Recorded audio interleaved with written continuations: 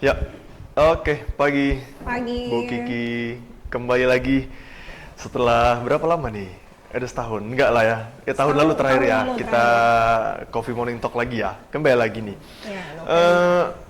Dengar-dengar nih ya, yang kayaknya lagi banyak lagi trending di sosial media.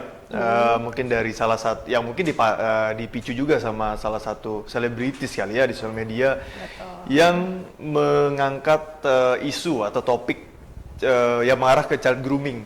Nah, gitu ya. Sebenarnya child grooming ini kan istilah yang lama sebenarnya ya.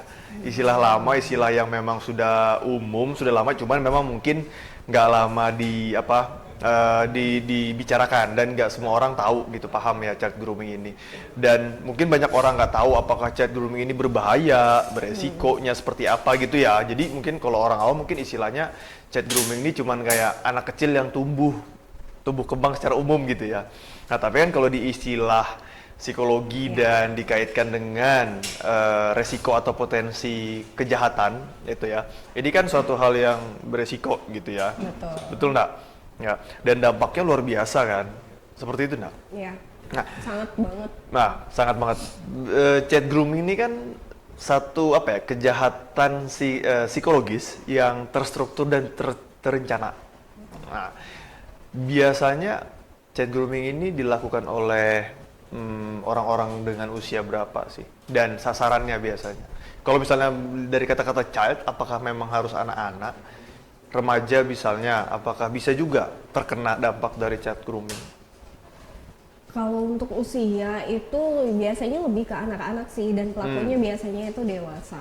oke. Seperti itu. Dan kalau usia anak sih ya kita pakai aja yang sesuai undang-undang ya. Kayak gitu kan, sesuai undang-undang itu usia anak itu eh, 18 tahun min 1 itu 18 tahun, masih min ya, satu min 1 masih itu masih anak, tapi ketika dia udah 18 tahun dia akan dikatakan dewasa dewasa. seperti itu. Jadi untuk usia 17 tahun yang dari zaman dulu sih sampai sekarang juga, ya malah sekarang usia pacaran malah lebih Lebih ini muda lagi, lebih lagi. muda lagi. Yang pasien-pasien datang tuh di usia yang benar-benar masih 14 tahun udah pacaran, 13 tahun udah pacaran kayak Bahkan di gitu. bawah itu 11 12 pun sudah ada.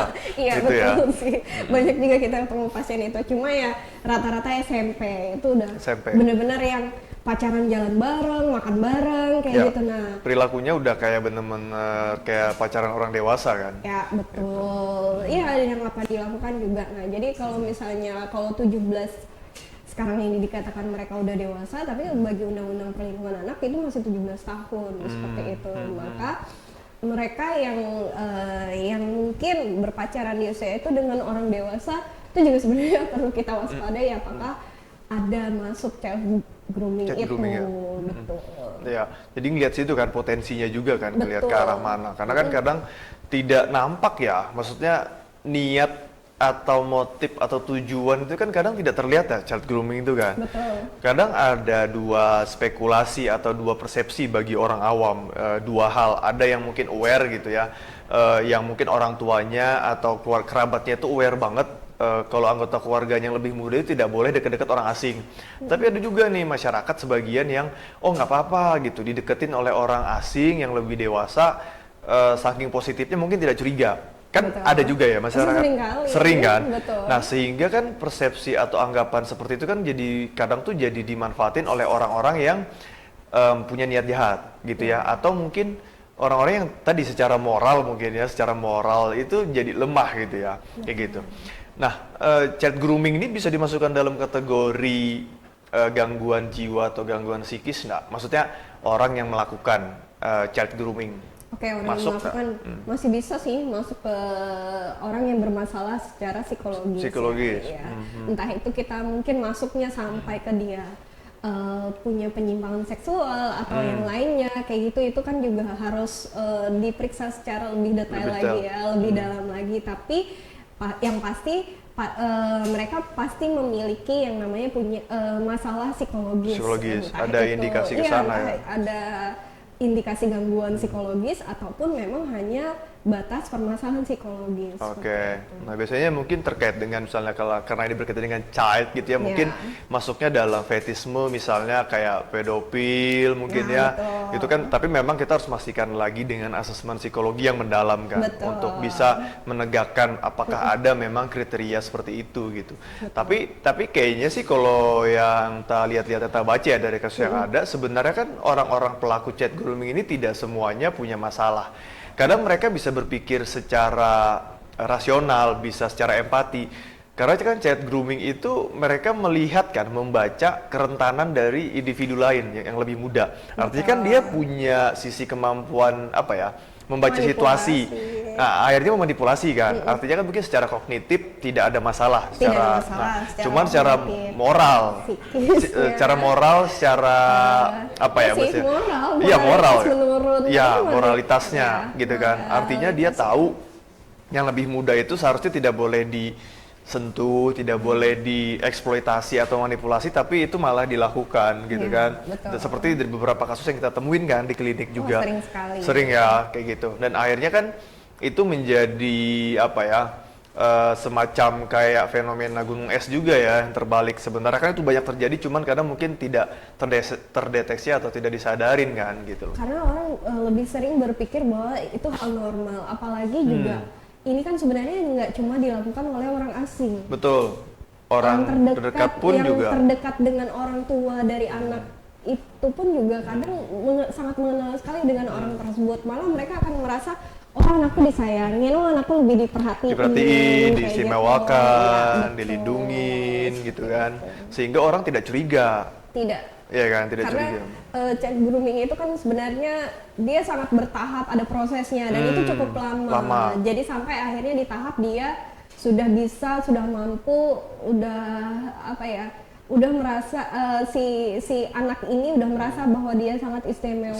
Dan akhirnya itu dia akan melakukan eksploitasi, entah itu secara emosional seperti itu, manipulasi emosional juga kan, terus juga sampai akhirnya dia merasa sudah bisa untuk melakukan pelecehan pada anak tersebut. Artinya dia mengambil dulu nih, melihat dulu, membuat ketergantungan secara emosional dan perilaku dari calon korbannya ini, sehingga membuat apa yang akan dilakukan si pelaku ini menjadi hal yang biasa dan normal kan biasanya kayak gitu loh. Dan kayak gitu tuh mereka motifnya udah jelas sih. Udah jelas.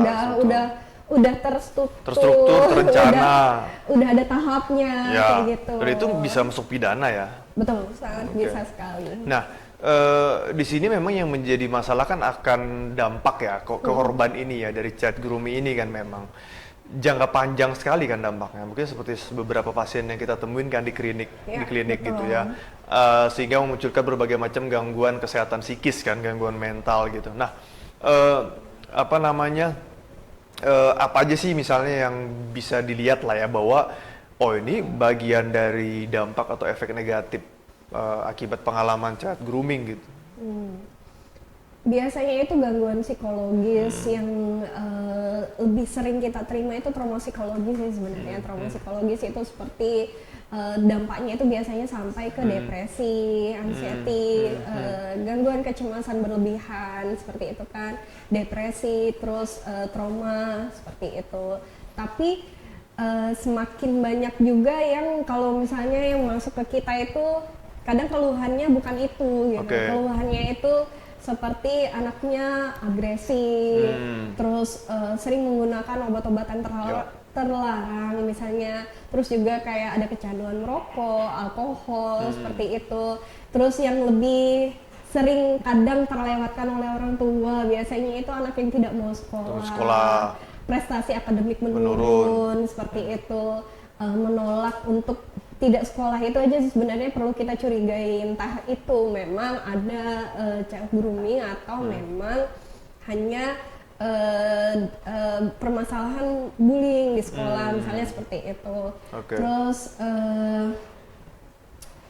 gangguan identitas juga gitu, semakin kesini juga kita sudah sering banyak melihat bahwa ada bukan beberapa anak sih, hampir ada di setiap satu angkatan yang saya lihat ya, entah itu di SMP, SMA pasti ada yang disorientasi seksual Oke. seperti Jadi itu. Itu mempengaruhi bisa juga kan? mempengaruhi. Terus Iya. ada juga hubungan-hubungan dengan lawan jenis. Mungkin dari korban ini adalah dia seorang anak perempuan yang tumbuh dewasa, namun dia sangat sulit sekali untuk memiliki hubungan lebih dekat atau berpacaran dengan lawan jenis. Dia menghindari itu. Ada juga yang memang sampai akhirnya memilih untuk berhubungan secara online aja karena ada takut ada sentuhan fisik segala macam kalau misalnya berpacaran. Oke, sehingga akhirnya mempengaruhi pola yang sehat tadi kan? Banyak sekali. Banyak sekali gitu ya. Ini kayaknya saking banyaknya jadi kayak ikut lelah juga ya. Ininya Ibu Dokter Aji Rizky ya, Ibu Dokter psikolognya ini jadi ikut lelah juga gitu ya karena kasus ini kayak memang juga di beberapa bulan terakhir ini kan di klinik kita juga ada ya korban-korbannya banyak gitu ya, sehingga itu relate sekali dengan pembahasan kita hari ini kan sebenarnya gitu, sehingga biar masyarakat juga gitu ya, sahabat Parikesit di rumah tuh bisa teredukasi, lebih aware lagi, paham apa sih child grooming itu, karena dampak kesehatan psikisnya itu panjang gitu ya. Artinya itu kan bagian dari masa depannya kualitas individu ini kan, manusia ini gitu kalau tidak hati-hati. Karena perilaku sih memang apa ya, masalah perilaku zaman sekarang itu kompleks dan mulai beragam lagi gitu ya, sehingga itu bisa mempengaruhi juga gitu kualitas dari manusianya gitu ya. Sehingga jadi tidak sehat kan, kayak berpengaruhi pola komunikasi, pola relasi atau relationship-nya jadi juga tidak sehat kayak gitu. Nah, korban child grooming itu kan kadang mereka itu susahnya menemukan bantuan atau pertolongan hukum atau keadilan itu. Biasanya kan kadang ada stigma bahwa mereka kenapa yang pertama itu kadang suka dilabelin kenapa mau digituin, kenapa nggak teriak, ya kan? Ketika misalnya disentuh, kenapa nggak teriak, kenapa nggak lari, kenapa nggak kabur gitu ya. Nah, sebenarnya apa yang terjadi sih dengan sikap dari korban itu sehingga mereka itu tidak bisa bereaksi ketika misalnya dilakukan pelecehan. Nah, itu kan sebenarnya bukan suatu kemauan kan? Itu kan bisa dijelaskan secara ilmu psikologi, ya kan? Nah, itu fenomenanya seperti apa? Itu biasanya kalau misalnya untuk korban-korban yang mendapatkan kekerasan seksual itu biasanya pertama itu adalah mereka nggak nyangka kalau mereka adalah korban atau apa yang dilakukan oleh orang tersebut adalah suatu kekerasan seksual. Jadi atau pelecehan. Dan kebanyakan juga yang melakukan itu adalah orang terdekat. Orang terdekat atau ya tadi udah biasa. Iya, orang yang udah biasa. Mereka ngerasa baik-baik saja. Ya, tidak pernah juga, mereka tidak curiga dengan sebelum-sebelumnya bahwa orang ini akan melakukan hal yang merugikan atau membahayakan gitu kan. Jadi begitu mereka mendapatkan hal tersebut, biasanya kebanyakan sih dari korban-korban banyak sekali sih yang saya temuin adalah mereka itu nge-freeze. Iya. Oke. Nah, nge-freeze itu bisa dibilang karena kesengajaan atau karena reaksi tubuh, ketidakmampuan, ketidakberdayaan? Karena reaksi tubuh, ketidakmampuan atau ketidakberdayaan mereka seperti itu. Karena juga kadang kita tuh udah sampai, kok bisa ya kita bisa mendapatkan hal seperti ini, padahal ini orang terdekat kita kok bisa kayak gitu. Tapi sebenarnya pikiran itu juga akan muncul nanti. Tapi di saat itu muncul itu biasanya benar-benar kita nggak bisa mikir apa-apa karena kita bersama dengan orang yang kita percaya, orang yang kita rasa dia tidak akan sampai melakukan hal tersebut sejauh itu gitu. Nggak cuma hanya ini sih, nggak cuma hanya orang terdekat yang mungkin seperti keluarga misalnya seperti itu, tapi kayak misalnya kita berobat. Ada juga kok banyak misalnya kayak pelaku ini orang-orang yang memang profesional, betul sekali, punya kemampuan yang bisa kita sebutkan satu ya, profesional, baik itu profesional pun juga tidak hanya profesional yang di dalam lingkup yang dalam pengobatan, tapi di luar itu juga kebanyakan orang ya itu sih memanipulasi, memanfaatkan skillnya dia yang dia punya. Ketika skill dia itu memang erat kaitannya dengan body contact, gitu kan, itu yang juga menjadi salah satu potensi munculnya perilaku atau bentuk-bentuk kekerasan seksual melalui grooming gitu ya. Ini secara umum mungkin kita bilang grooming ya. Kalau child kan memang hanya sasarannya ke anak-anak. Tapi sebenarnya kan nggak hanya anak-anak yang bisa di grooming tuh. Orang dewasa pun bisa kan. Betul. Dan banyak kan sebenarnya juga. Banyak. Ya kan. Sebenarnya grooming ini bukan hanya untuk anak-anak sebenarnya. Orang dewasa pun bisa. Orang dewasa pun bisa, tapi memang kalau anak-anak itu kan karena mereka lebih mudah lebih polos ya kan. Belum berkembang daya daya berpikir abstraknya. Betul. Gitu ya. Kadang anak-anak itu juga mereka akan menyadari bahwa mereka adalah korban pelecehan seksual itu ketika dia dewasa. Udah dewasa, udah beranjak dewasa baru setelah mereka belajar, mereka teredukasi, baru mereka flashback mengingat saya pernah digituin. Ternyata itu adalah bentuk kekerasan seksual atau pelecehan gitu ya. Jadi makanya itu sebenarnya yang menyakitkan kan bagi korban. Betul. Ketika mereka baru sadarnya saat beranjak dewasa. Ya kan? Sehingga itu menjadi guncangan yang luar biasa kan. Gitu. Udah kalau kita bilang ya udah terlanjur masuk ke gangguan psikologis karena seharusnya pada saat itu terjadi mereka langsung mendapatkan penanganan dari profesional. Kalau yang nggak dapat penanganan dan mereka juga menyimpan itu, karena apa? Karena mereka merasa bahwa itu bukan kekerasan dan itu pelaku adalah orang terdekatnya mereka biasanya.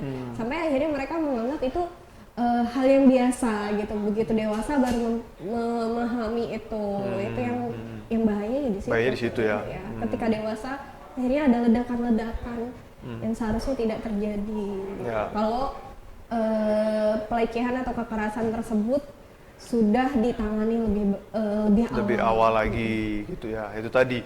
Makanya mungkin memang hal-hal seperti ini perlu juga ya kita harus masukkan edukasinya lebih masif lagi ya, terutama di tingkat-tingkat pendidikan, di tingkat-tingkat lembaga-lembaga yang memang mengurusi manusia-manusia usia muda gitu ya, usia-usia dini, di mana terutama edukasi orang tua juga terutama sih, bahwa tidak bisa harus selalu menormalisasikan ketika ada orang lain yang sangat-sangat baik sama anaknya, sangat perhatian, sangat aware, sangat care gitu ya. Ya memang ini satu hal yang cukup sulit ya untuk dilihat. Susahnya misalnya kayak dititipkan sama pamannya, kakeknya gitu ya. Antar jemput sama tetangga ojek yang sudah dipercaya, misalnya yang dianggap paman, oh ini padahal kami tuakan nih di daerah kami hormati, tapi ternyata nggak nyangka kalau yang bersangkutan adalah predator gitu kan. Atau guru ngaji gitu kan, banyak guru ngaji kan yang dimana kadang tercover sama label agama gitu, yang secara umum orang awam itu nganggap orang yang aktif secara agama, guru ngaji dengan pakaian yang pakai gamis, pakai sorban, kopiah, sarung tuh sangat islami lah. Maksudnya atributnya islami tuh kayak kita tuh mudah sekali gitu yang lihat ya bersangkutan itu bahwa dia ini orang yang akan tidak berbuat apa-apa, padahal banyak gitu. Artinya dan mereka tuh biasanya lebih mudah sih sebenarnya untuk memanipulasi secara emosional. Betul. Banyak kan kasus-kasus kejadian kan, maksudnya juga yang pendekatan agama ternyata diapa-apain. Sangat banyak. Iya kan, kayak gitu. Dan kayaknya orang-orang sekitar mungkin ya orang tua kayak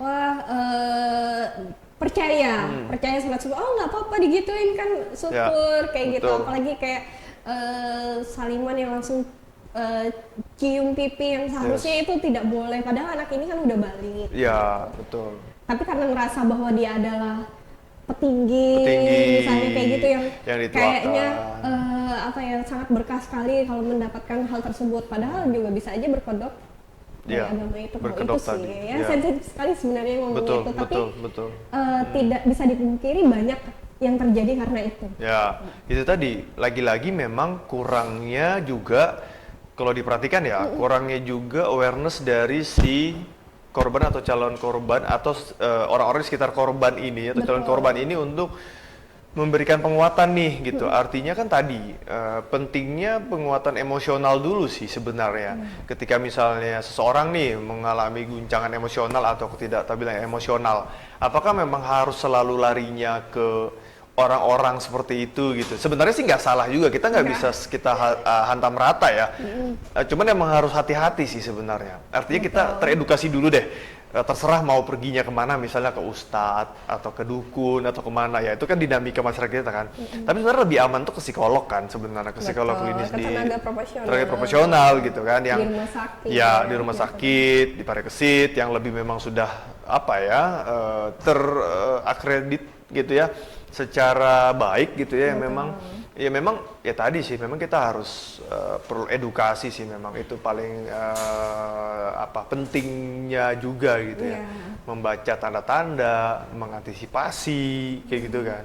Kadang juga kita sebagai orang tua yang punya anak perempuan yang kecil-kecil, misalnya kayak gitu, ada orang yang mungkin memang mau gendong anak saya yang tiba-tiba segala macam kayak gitu, entah itu tetangga, entah itu apa kayak gitu, yang tiba cipika-cipiki itu juga saya langsung waspada kayak ya, gitu. Paling nggak mata saya nggak akan berpaling pada yang menggendong gitu. Pasti selalu tertuju ke orang yang lagi menggendong atau menyentuh ini kan. Melihat case-case yang ternyata juga ketika dipangku atau digendong anak bisa mendapatkan pelecehan seperti itu yang akhirnya saya juga lebih waspada, bukan saya mencurigai semua orang kayak gitu. Tapi ya memang harus seperti itu kayak gitu, bukan kita sebagai orang tua itu OVT misalnya kayak gitu dengan orang lain, kayak ya kalau bisa bilang suujon sekali kayak gitu. Takut ini, tapi ya memang saat ini gitu case-case yang saya terima itu banyak kejadian yang memang tanpa disadari oleh orang tua. Seperti memang itu. Mungkin menjadi dilema juga ya bagi orang tua, takut kalau mereka terlalu melarang anak disentuh nanti dicap jelek, kayak terlalu lebay misalnya. Memang dilema sih, iya kan? Lebay banget gitu misalnya gitu kan, anaknya udah boleh banget digendong aja gitu, dicium gitu kan, kayak apa aja gitu. Kadang kan masyarakat kita itu tidak bisa memahami sikap orang tua yang protek ya sebenarnya. Memang sih ada orang tua yang terlalu overprotective, ada juga yang orang tua yang protek gitu kan. Ada yang memang yang tidak protek sama sekali gitu ya. Memang oke aja gitu. Dia sangat-sangat positif dengan orang lain. Cuman ya itu yang sebenarnya menjadi resiko tinggi kan. Sebenarnya kalau misal di grading mana yang berisiko tinggi menjadi korban, ya tadi orang tua yang tidak protektif sama sekali gitu ya. Kayak gitu. Kalau yang overprotective juga tidak oke juga. Kalau yang tidak protektif tidak oke, ya sebenarnya yang pas-pas itu yang protek lah ya, gitu. Yang protek gitu. Artinya porsinya sesuai. Ya dibiarin aja kalau seandainya memang ini kita juga nggak bisa yang langsung ketika anak kita digendong kita langsung ngambil kayak gitu, dibiarin aja, namun kita tetap waspada seperti itu. Ya mata kita jangan lepas lah kayak gitu. Misalnya ada orang juga misalnya kayak entah itu di keluarga, entah itu di orang sekitar yang ngajak anak kita main kemana, dibawa kemana kayak gitu, ya kita juga harus waspada. Dibiarkan, namun kita harus tetap ya jangan lengah lah kayak gitu. Itu aja sih yang lebih ya untuk saat ini lebih pas sih, daripada kita juga nggak ngebolehin kan, akhirnya nanti orang akan tersinggung. Nah, seperti itu. Nah, tadi kita untuk mengantisipasinya lagi gitu ya, mungkin strateginya adalah kita memenuhi sih sebenarnya kebutuhan emosional atau kebutuhan psikis dari anak-anak kita ya gitu, sehingga mereka itu tidak mudah, yang pertama tidak mencari atau tidak mudah terpenuhi oleh orang lain di luar dari keluarga intinya, karena itu menjadi pintu pintu masuknya tadi perilaku atau sikap-sikap child grooming dari orang lain kan. Karena tadi yang kita bahas di awal, pelaku child grooming ini pinter melihat situasi. Iya nggak? Mereka ini semacam kayak mengumpulkan data, pinter. Mereka ini semacam ngumpulin data kan. Mana sih anak-anak atau orang-orang yang rentan, yang butuh kasih sayang, yang kesepian gitu kan, yang ya mungkin ya orang-orang dewasa yang mungkin punya kekurangan secara pemenuhan emosional gitu kan, segala macam. Kita ini dulu. Break sebentar, kopi.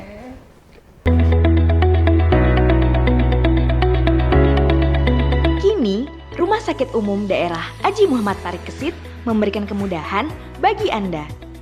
Anda tidak perlu antri dan menunggu lama untuk mendapatkan obat di instalasi rawat jalan. Sobat Parikesit, layanan antar obat Parikesit. Layanan lebih nyaman, tanpa antri, dan obat diantar langsung ke rumah Anda. Tarif dan syarat ketentuan berlaku. Untuk informasi lebih lanjut, segera hubungi call center Depo Rawat Jalan 0813 4614 5900 atau kunjungi Depo Farmasi Rawat Jalan, Gedung Merak, lantai dasar. Sobat Parikesit, layanan antar obat Parikesit.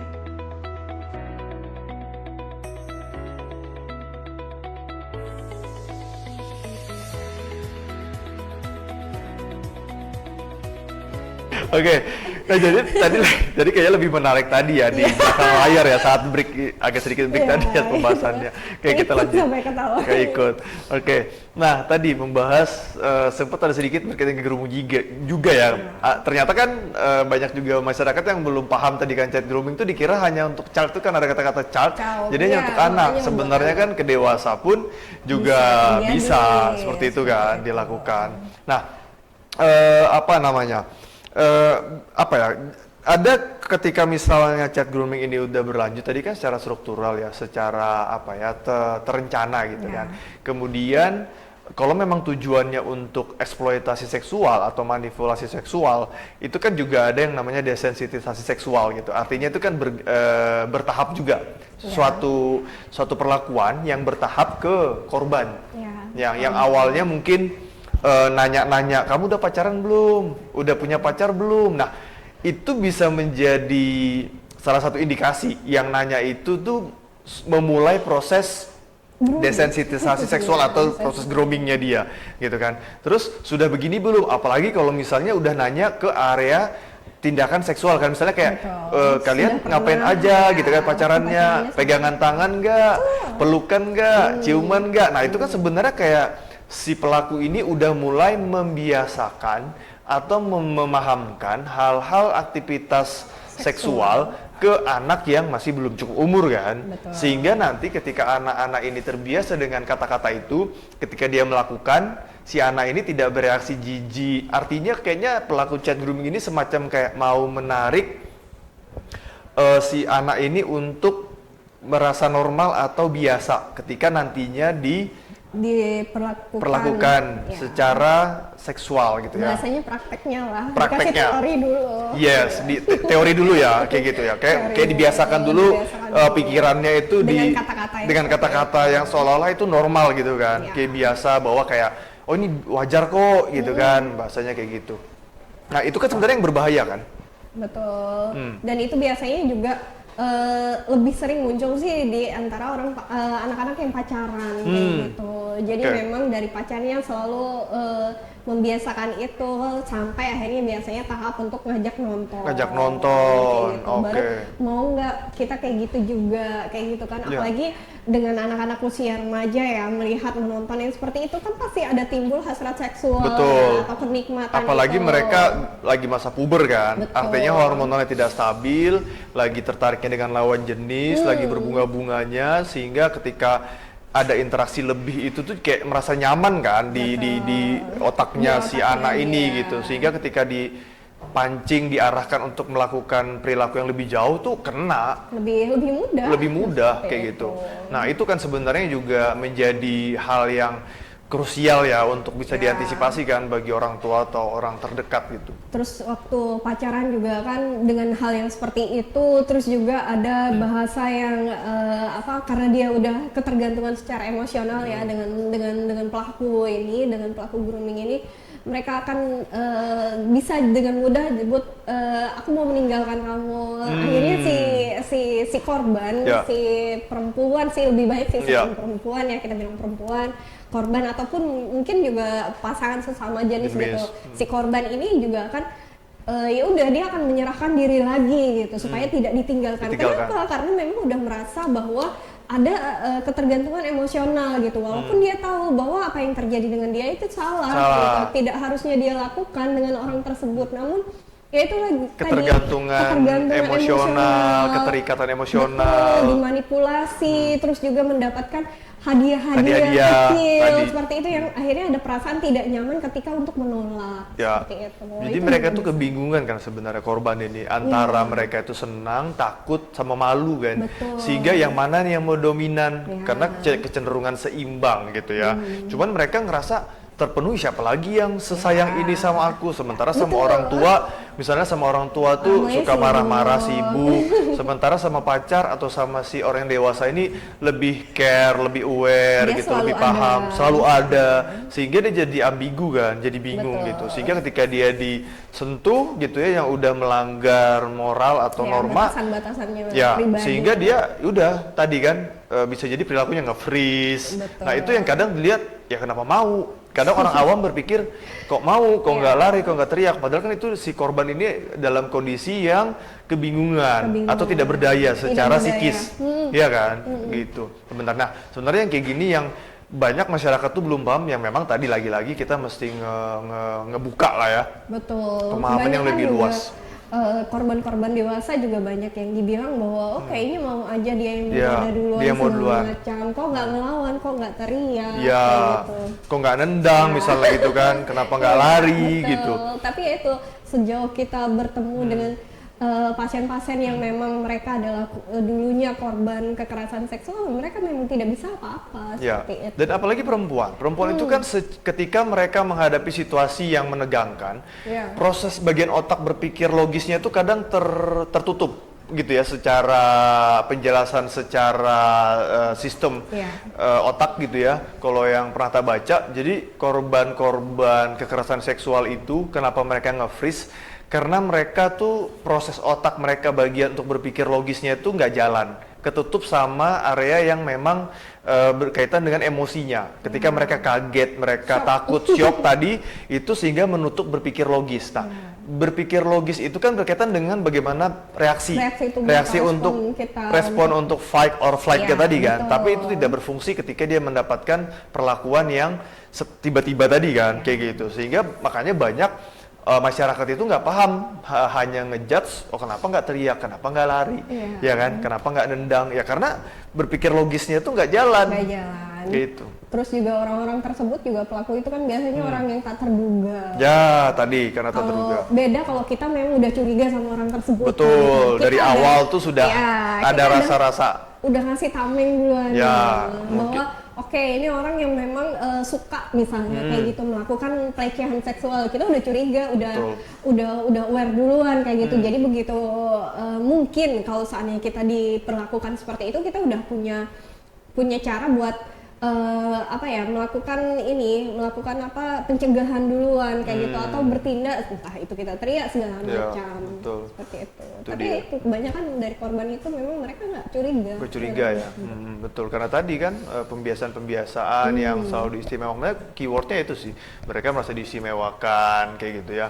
Jadi memang chat grooming ini menjadi suatu sikap, suatu perilaku yang memang tidak terlalu jelas polanya kan. Betul. Bagi yang tidak mau memahami, tidak paham gitu. Mau memahami pun kalau cuma sekali, kalau tak pikir tuh orang nggak mudah langsung ngeh, Ya. ya kan? Karena memang chat grooming ini suatu proses yang mulus, Oh, yang dilakukan itu seperti selayaknya sikap-sikap perilaku normal. Ya. Artinya proses yang dilakukan di dalam chat grooming ini tuh sejauh ini itu dilihat orang itu adalah satu yang normal-normal aja sebenarnya. Padahal di dalamnya itu ada unsur manipulasi dan motif-motif kejahatan. Ada Iya kan? motifnya. Ada motif-motifnya sebenarnya. Makanya kan sebutannya chat grooming ini adalah kejahatan psikis kan. Betul. Kejahatan psikis yang terstruktur, terencana dan jangka panjang. Nah gitu, makanya lama itu lama. biasanya Chat grooming itu kan prosesnya. nggak langsung, misalnya dia cuman baru kenal sebulan 2 bulan terus langsung melakukan pelecehan kan, itu nggak mungkin kan. Biasanya mungkin bisa setengah tahun, mendekatin dulu, setahun. iya. Iya tadi ngumpulin data tadi kan, si individu ini apa sih kurangnya, ketika dia nemu kurangnya dia penuhin, sehingga dia bikin ketergantungan dulu, jadi kayak keterikat dulu gitu ya, baru masuklah dia di situ kan untuk melakukan sesuatu yang si korban ini tidak akan menolak. Semacam kayak si pelaku ini udah trial and error lah ya, maksudnya kayak udah coba-coba dulu nih. Awalnya kan kayak tadi tuh, ngomong dulu perihal pegangan tangan, pelukan, ciuman. Dia menanamkan itu dulu, bahwa perilaku itu tuh biasa dan normal. Sehingga ketika si pelaku ini melakukan ke si korban, ya udah dia pasti udah bisa memastikan korban ini tidak akan bereaksi yang berlebihan gitu, karena udah di bahasa semacam mungkin bahasa awamnya dicuci lah ya otaknya, ya kan. Dicuci dimanipulasi gitu ya, dirubah gitu ya, secara pemahamannya kayak gitu. Nah, terus kira-kira nih ya, kalau memang sudah terlanjur gitu ya, sudah terlanjur menjadi korban child grooming gitu ya, ada sih proses yang paling yang paling pas, yang paling tepat lah ya, yang memang bisa langsung dilakukan oleh korban? Datang ke profesional sih sebenarnya. Itu yang paling, kalau dia udah sadar, udah mulai dari korban langsung ya, kalau udah mulai sadar dia mendapatkan hal tersebut, langsung ke tenaga profesional sebenarnya.